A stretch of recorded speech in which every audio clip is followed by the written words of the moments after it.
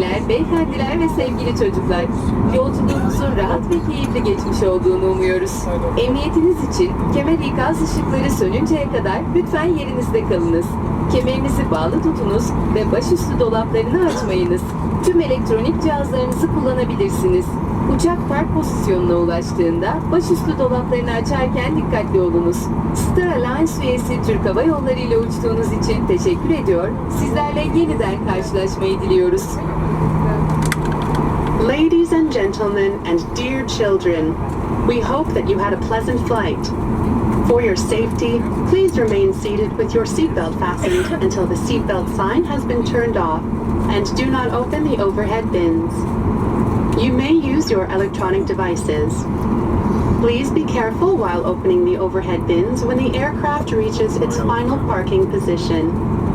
Thank you for flying with Turkish Airlines, a member of Star Alliance. We would like to say goodbye and hope to meet you again.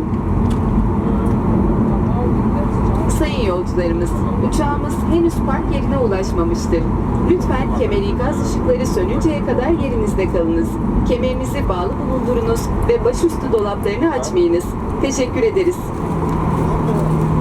Dear passengers, our aircraft has not reached its final parking position. Please remain seated with your seatbelt fastened until the seatbelt sign has been turned off, and do not open the overhead bins. Thank you.